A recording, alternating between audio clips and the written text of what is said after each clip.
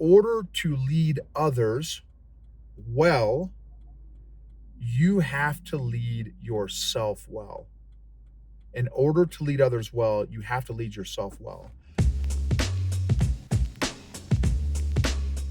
Welcome to the EQ Gangster podcast, where you will learn practical tools to grow your mental and emotional health and intelligence to be the best version of yourself, both at work and at home. It is real, raw, and transformational. The journey of emotional growth isn't easy, but it's worth it. I believe in you.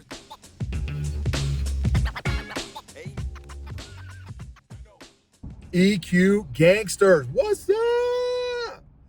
So just had I call them discovery calls. This was like a discovery lunch, because one of the best NCOs, non-commissioned officers, that I served with in the Army is now a senior leader in a company in the town where we live near, and we've never gotten together. We connected a while ago and just have never made it happen. Well, he's been checking out some of the podcast episodes and stuff, and he's like, dude, I've got some leadership challenges, business challenges in our company as a result of a lot of growth. Could we sit down and can I ask you some questions? And I'm like, absolutely. So, and this episode is going to be about strengths and the difference that can be made both in the individual's life and the organization's life when we can lead from a perspective of strengths. There's some different philosophies that I'll probably share in this episode. I am a big fan of this particular, of kind of a hybrid of this particular philosophy, of a strengths-based kind of leadership philosophy. So here's what I mean. So a couple things I love. I love when folks get out of the military and kill it from the military, because and for those of you all that are civilians and have never been in the military before, it's tough to understand how all-consuming the military is. When you're active duty in the military, it is all-consuming. It is literally like the Truman Show. It's an old movie back in the days, Jim Carrey. It's like it's a world within a world. And you could even get even more specific, that when you go into even different units in the military, it's a world within a world within a world. So the more specialized you get, kind of the deeper down the rabbit hole, so to speak, that you get. And it's I had an opportunity to serve with this guy at my first unit, and phenomenal guy, phenomenal dude. And so, boom, I left the military. He went on, did his own thing, and we reconnected. There's gonna be some multiple lessons throughout this episode. We reconnected. After the military, I had to get a job because I was in the business cult. So there's some overlap here. I was in the business cult for ended up being 23 years, but I had one or two jobs after the military before we replaced my job income from the business cult. And so, which I've done a number of episodes. Episode 99 talks about that whole experience. And so one of the jobs I had was with a logistics company, Department of Defense, DoD company, logistics company that worked with the military. And I was the logistics manager. I ran the logistics department division for this DoD company on Fort Bragg, and we had to fill some slots, and so boom, and you have to have somebody else in the room with me. So I had at the time my secretary, awesome lady. She sat in there with me, because if I was interviewing any women in there, she had to be in there with me, but also just anybody, dudes, women, whatever. So boom, I'm like, man, I think I know this guy. And this would have been, a few years after I'd gotten out of the military, maybe a couple, because I don't know if it was right. It wasn't my first job, I don't think, out of the military. It was like a little bit, a year or two after I left the military. So boom, he opens the door, and it's him. It's my old, one of my old NCOs that I was in the military with. So he boom, he walks the door, and y'all know I love people, and I have a certain way of greeting people. Where I get super hyped, right? When I see people, especially people that I know, especially, one of the old NCOs in my unit, and his name's Jacob. And I'm like, Jacob, what's up, bro? Good to see you. Boom, we dapped it up. And he's like, he did the interview, went through the process. Hey, so, did I get the job? And so I have to be political. Because I'm, the secretary, my executive assistant secretary, was in there with me. So I couldn't say like, hey, yeah, dude, of course you got it. Because he's a machine. The guy's amazing dude. Competent, professional, he's got he is the leader that any company would dream of. And so wink, wink, like, hey, we got to go through the rest of the interview process with the other folks, but you did a great job of the interview, right? So I pulled something out like that. And so here's lesson number one. He's like, man, Noble, I'll never forget how you greeted me. He said that was my first job out of the military after I retired from the military, which can be very scary for a lot of dudes who retire. It's not easy to transition out of the military. It is not easy. Physically and like logistically, but also emotionally, which is the thing that nobody talks about, is the emotional transition out of the military. And he said, man, when you greeted me, you opened up the door, and he's like, dude, it was you, and how you, he's like, dude, because that was exactly how you did it in the 82nd. He's like, I got amped when I heard you coming down the hallway in our dens in the barracks. He's like, man, you just got everybody amped as soon as you walked in the building. We could hear you down the hallway. Lieutenant Gibbons is here. Right? And so, and I've never talked to him about that. That was 30 years ago. I had no idea that a couple of those moments were impactful for him. And so the lesson is, we don't know who's watching us. We don't know when we're being watched, and we don't know what their takeaways are. And another one would be, every human interaction can be significant and impactful. Even those that are seemingly insignificant or unimportant or whatever, they can still be significant and impactful, even if it's seemingly insignificant. How I greet people, I didn't know that was an impactful thing. I didn't know it was inspiring to him. I didn't know it was uplifting or encouraging to him. But just hearing that, he's sharing that story like it happened yesterday, which was 30 years ago, is crazy to me. It's mind-boggling to me. So, 25 years ago, however many years ago it was, I have no idea. This is a long time ago. So, who's watching you?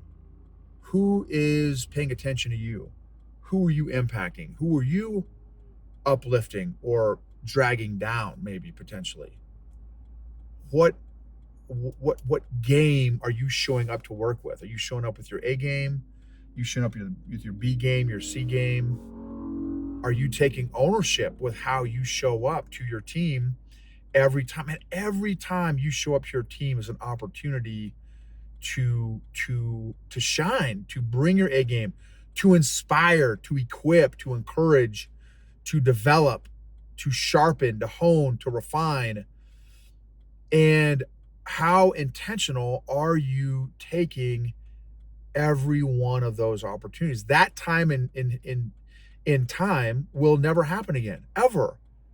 So like, man, savor every opportunity you get to develop somebody, to impact somebody, to encourage somebody, which again is why this lesson, here's another lesson that is so important to me, is in order to lead others well, you have to lead yourself well. In order to lead others well, you have to lead yourself well. How well do you lead yourself? If we're not good at leading ourselves well, we're going to have a challenge with leading others well. And so, okay, so that's some lessons right there. Then he caught me up on last 15, 20, 25 years, however long it's been since we last seen each other, and it was awesome just hearing how he's doing, his family. Awesome. Again, he's killing it. He killed it in the military, he's killing it post-military. And what was really inspiring for me and clear for me was the company, it's a kind of small to mid-sized company, and it's since he's been there the last 5, 6, 7, 8 years, it has doubled, maybe tripled since he's been there, which is no small feat by itself. And as he was kind of sharing, here was my takeaway from it. One of my other takeaways was the leadership, the owners of the company have given him enough guidance, direction. In the military, we call it left and right limits, kind of what your parameters are, and they're just leaving him alone. And he is one of his superpowers are processes and systems. He is like it was amazing. He's never done the personality assessment, whatever, but I know what his personality is. And his particular personality, which is the conscientious personality, he's probably CD, conscientious dominant. That particular personality, the conscientious part of his personality, can be amazing at systems and processes. And man, just it's like he goes into a department, he talks to a handful of people, and like every single new piece of data and information that they're sharing, he's further developing, honing, refining systems and processes in his head to make that person, that team, that department more effective and efficient. So that was a huge take. And the owners of the company are letting him, like, dude, free reign. He is like the Swiss Army knife for this small family kind of owned company. He is the Swiss Army knife. He's the Gerber. Boom, go in, and it doesn't matter what department, like he sees everything through systems and processes. And so, and as a result, he's had a tremendous impact. So one of my takeaways is like, man, that's the power of leadership. And I don't even know if the owners had any of this in mind, right? I don't even know if they're aware of any of this stuff. They know he brings crazy value. They know that he brings ridiculous value. I just don't know if they see it as detailed as, or if they see it from the perspective that I do. For me, I see it from a perspective of personality, strengths. They have given him that freedom, that flexibility to, he's got a lot of freedom, a lot of flexibility, and he delivers, y'all. He delivers. Now, so that's one thing. And here's what happens. When a leader, for those y'all have read StrengthsFinder 2.0, you'll know what I'm talking about. If you haven't read it, highly recommend it. StrengthsFinder 2.0. When you can help a leader become aware of their strengths and then use those strengths within their job, or put them in a job that more appropriately uses or more effectively uses their strengths, everybody wins. Everybody wins. My buddy Jacob was, he loves going to work. Now, it's not just because he gets to use his strengths, it's also because the atmosphere, the environment, the culture that the owners have created, the owners themselves, so there's a lot to it. It's not just, hey, I get to use my strengths and everyone else sucks. That's not it at all. There's a lot of factors. But and there's a lot of stats and facts and stuff in the Strengths Finders book that'll back up this whole concept and philosophy, leadership philosophy. And here's what I'm not saying. So just here's my one comment on this. What I'm not saying is never put a leader outside their comfort zone. That's absolutely not what I'm saying, because there's many ways to do that too, right? You can stretch somebody within their strengths and have them perform at a higher, better, faster, more effective, bigger level, or have them work outside of their strengths. And again, I think there's definitely some benefit to that. There's some positives to that, some pros to that. For me, in some leadership situations, you don't have a choice. For me, I love the idea of helping someone identify their strengths, which is part of self-awareness, EQ, and really helping them understand all the nuances about their strengths, those top 5 strengths or whatever they're able to use in their particular current role, job. Maybe they can use 1 of their strengths or 2 of their strengths or 3 of their strengths, whatever it is, and help them make those strengths world class. How can you as a leader help them develop those strengths to a whole nother level? So anyway, there's a whole bunch of stuff that we could jump into that. But the point is, just hearing he's passionate about his work, he's passionate about his coworkers, his team members, he's passionate about the owners, he loves adding value to that organization. And again, from this little perspective that I'm coming from, part of that reason is because he gets to operate in his strengths every single day. And the owners love and appreciate his strengths. His coworkers and team members love and appreciate his strengths. And he's been in positions for I would argue maybe decades that have allowed him to further develop and hone and refine his strengths. So which is a tool, StrengthsFinder is a tool that I like to use with my coaching clients, depending on the scenarios and all that kind of stuff, with the contract and the deal I set up with an organization. But that is a preference of mine, because that's a huge part of increasing and growing a leader's self-awareness, which is a huge, an organization wants self-aware leaders, or good, in my opinion, good organizations. The business cult I was in was not super fans of self-aware leaders, because that lessened their ability to control people.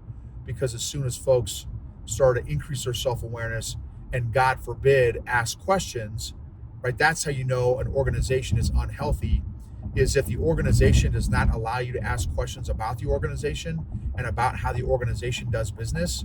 That's a monster red flag. So that's free 99 right there. That is free 99. So yeah, and that's an organization that has fixed mindset. They're interested more in controlling people and using people and manipulating people, not growing and developing people and or their organization, or their desire to grow their organization is through control and manipulation, fear, shame, all the unhealthy, toxic leadership traits or ways that people like to control people. So that's why I love self-aware leaders. When you're self-aware, it's very hard, not impossible, because that's not the only thing you need. You need self-management too, but you start with self-awareness. It's hard to control a self-aware leader, is where I was going with that. It's hard to control and manipulate, which requires better leadership. If I have a very self-aware leader, in other words, a high EQ leader, a self-aware and a high self-management, a leader that has great self-management that can lead themselves well, it forces me to step my game up. I can't rely on, for example, authoritarian leadership, positional leadership, title leadership. You have to do it because I said so. You have to do it because I'm the COO, or I'm the VP of sales, or I'm whatever the thing is. It forces me to be a better leader when I have better leaders that I'm working with. So it's a positive, great cycle in an organization to have. So when you've got leaders sharpening leaders who are sharpening leaders, now an organization can grow from addition to multiplication. If you're just adding followers, it doesn't matter. But when you're adding leaders, because of you created the culture of your organization to be leader, one of leadership and leader development, now you're talking exponential growth potential. So anyway, that was another takeaway. And Jacob is in a spot. He's in the right place on the bus, the right seat on the bus. So he's the right guy on the bus, in the right seat on the bus, that is enabling both he and the organization to maximize his strengths. Now, here is where the model kind of where this is where great processes and systems break down. This is fire. Great processes and great systems break down with either low EQ leaders or leaders that are operating at an emotional 10, 8, 9, and 10 every single day. And I've got a couple clients in this situation. I've got a few, two clients that I can think of off the top of my head that are absolutely in this situation. They're growing so much, they're trying to squeeze every drop of blood out of each one of their leaders. And slowly but surely, you're starting to hear the engine shake a little bit. The engine's starting to rattle. The engine is starting to knock a little bit. You can see the wheels on the business, on the vehicle, are starting to wobble and shake a little bit. And pretty soon, the thing that you're going to find out is, in an organization that does not make leadership and leader development and leader training and mental health and taking care of your leaders a priority, it's the quote that some of y'all may have heard. You will either make time for your health now, or you will be forced to make time for your health later. And the latter is far more expensive than the former. Not that the former isn't still costly, there's not an investment. There's an investment in taking care of your health now. There's going to be spend overnight in a hospital and see how much it costs you. Spend 2-3 days in a hospital, see how much it costs you. So companies need to make time for leader development, taking care of your leaders now as part of the culture and DNA of the organization, so that the wheels of not only the leaders, but the wheels of the bus, the business bus, don't come flying off. And then the whole thing shuts down, which is what can happen. So in fact, yes. So my buddy, was self-aware enough because of something that happened, right, where he's like, man, I need some time off. So those are some other lessons that I learned in my chat today with my buddy, Big Jacob. And I told him, I said, look, dude, here are a couple ideas, here are a couple solutions, here are a couple resources. If you need help or want help with implementing some of this stuff, dude, I'm absolutely here for you. We can work out, whatever the deal would be. If you can use these resources yourself and you want to implement this stuff on your own, 100% fine. No pressure either way, but just here's some things that could add value to you immediately.